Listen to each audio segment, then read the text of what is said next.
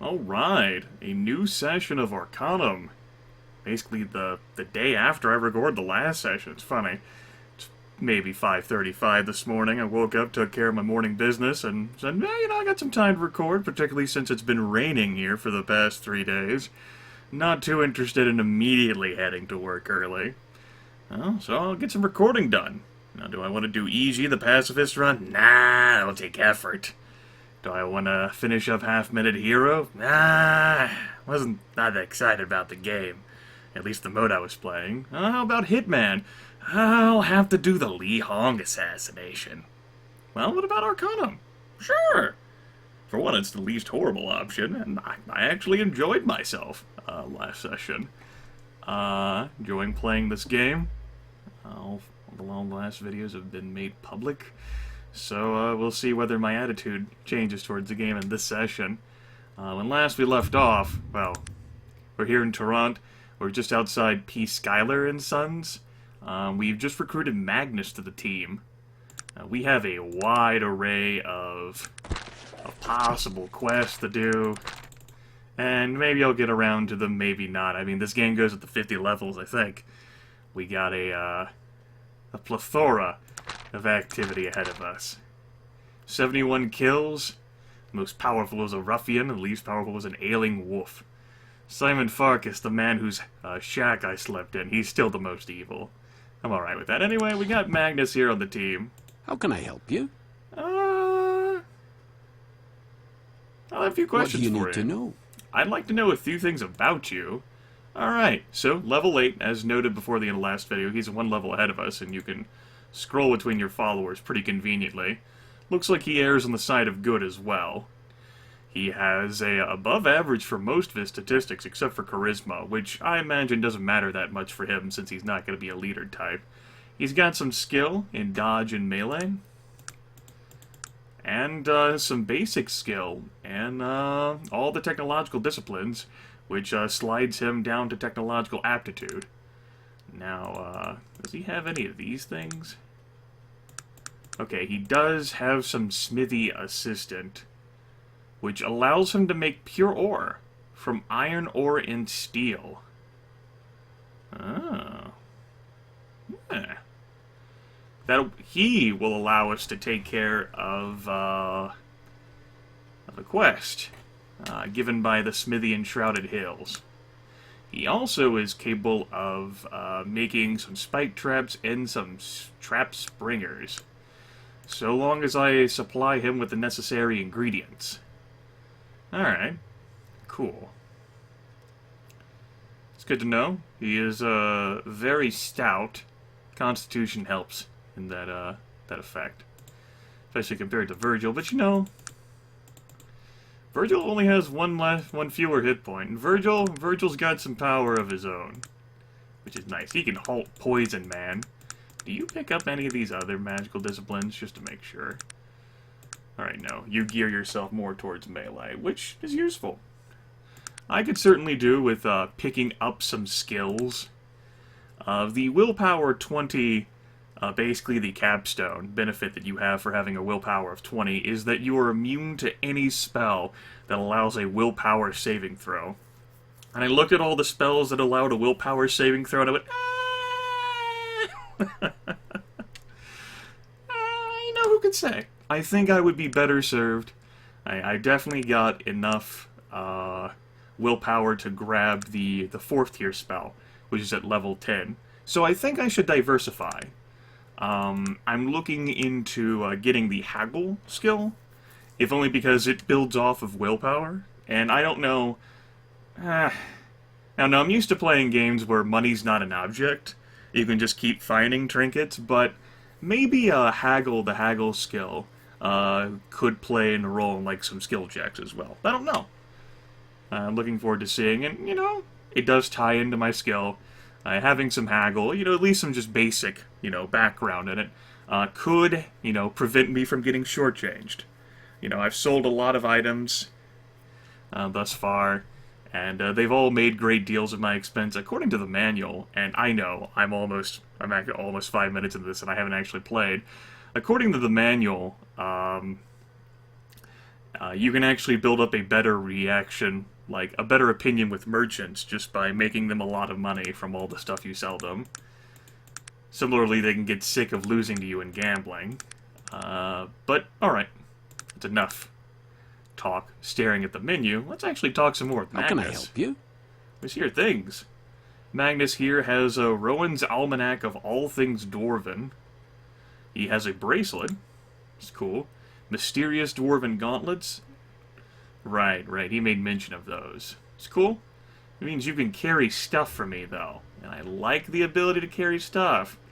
Also, yeah, I have a fuck ton of newspapers. How is my encumbrance? Pretty bad. What is this going to be, like a lore video?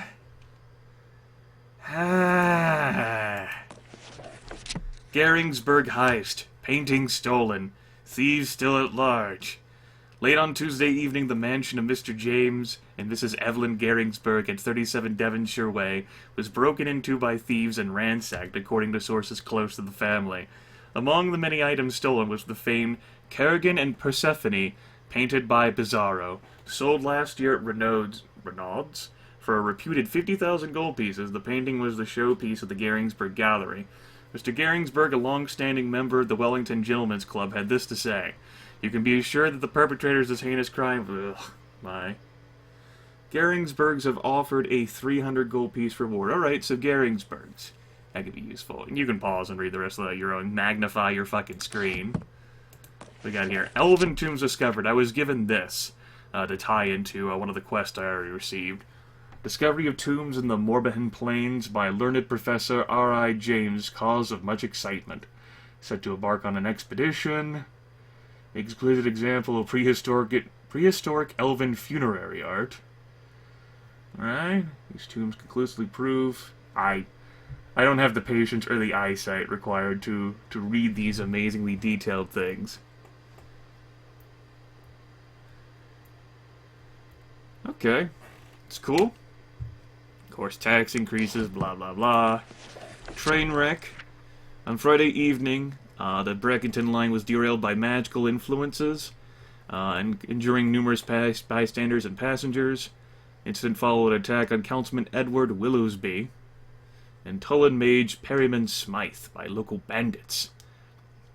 Smythe's retaliation led to the train wreck. Oh, man. Oh. Alright, city council meeting. It's cool. Editorial reminder, blah, blah, blah, blah, blah. There might be, like, other pages of these newspapers. God, I hope not. Right, I just read that. Don Throg still at large. Infamous half-orc labor agitator.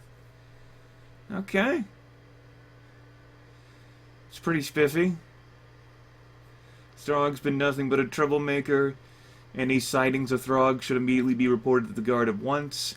I'm gonna forget all this. Councilman Willowsby was one of the people who dissented with Captain Wheeler's commendation for heroic efforts. Councilman Willowsby is a dick. Forced to demonstrate the effectiveness of the guard's new mechanized gun on the unruly anarchist protesters in Kensington Park. Okay. And I do believe I've read the others. Yep, that's the Zephyr missing. I don't remember what that was, but I ate it. Like some sort of root or whatever. No take backsies, I ate it. Well. I think even my character is like, oh god, make it stop. We're over 9 minutes in. Jesus, Grimith. How can I help you? You are now the bearer of the news. Treat it well. Please. Don't really need these notes either. But we'll keep them.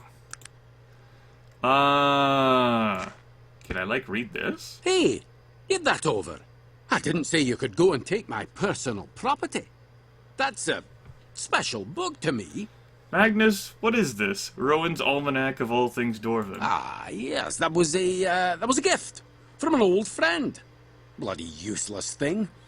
Carry it more to get a laugh than anything else. As if a dwarf would need such a foolish book. Would you mind if I held on to it then? Yes, of course. You keep it for a while. As I said, good for a laugh or two. But, could you just make sure and return it? I mean, when you're quite through, it was a gift, after all. You know, lots of memories. And, well, just make sure it stays in one piece. Of course, Magnus. Let's be off. From deep within the heart of the Stonewall Mountains. At least this text is a little bit easier for me to read. How long is this? Is this going to be a lore episode? Alright. From deep within the heart of the Stonewall Mountains, home to the magnificent halls of the Wheel Clan, do I bring you, humble reader, this tome pertaining to all things Dwarven. Yes, tome. People have criticized me before for saying tomb. Right. Though it is true that I, Gideon Percival Rowan, have never actually set foot within those halls, I have spent my life in the dwarvish studies, and have even shared words with a dwarf or two in my day. I can wholeheartedly testify the authenticity of the information imparted within. The most important thing for one to know of our dwarven brothers is that theirs is a culture based upon honor. Every word they speak, every action they take must be grounded in honor. For instance, let us take the subject of the dwarven name. A dwarf, under no circumstances, will speak his name to one he does not call his friend. And what a thing it is to be a dwarven friend indeed. A dwarf would not think twice to throw down his life to defend a friend. But I digress. A dwarf's true name, his family name, is a sacred thing, a thing of mystery and power according to their customs. Their names are symbolic, being a reflection of their very history, of who they are in this world. If a dwarf trusts you, he will perhaps impart his common name unto you, but if he utters his family name to your ear, you are blessed with the truest friend you'll ever know. One must be aware when approaching a dwarf of things one must never say or do, for while it is said that a dwarf's patience is as long as his axe handle, I know firsthand the fury of a dwarven rebuke when one runs afoul of dwarven etiquette. Never must one insult the beard of a dwarf. Next to his name, his beard is his most prized treasure. A dwarf is measured by the grandness of his facial growth, and to refer to in less than reverential tones is to beg a beating. Further, asking of a dwarf the name of his clan is tantamount to slapping him in the face. Good thing I never did that, right? The name of his clan holds the sacredness of his own name tenfold in his heart, so do not ask unless you wish to test his mettle, which I can in no way recommend. Lastly, never ask a dwarf about dwarven women. For some mysterious reason, their women are hidden away and are never even whispered about amongst themselves. I myself made the nearly fatal mistake of attempting to ascertain whether the female of the dwarven species grew facial hair, and was fortunate to escape only severely maimed. Well, How can I help you? you should have your book back. I just wanted to read about the stuff. He's neutral towards me. Alright. We're just gonna break the video here.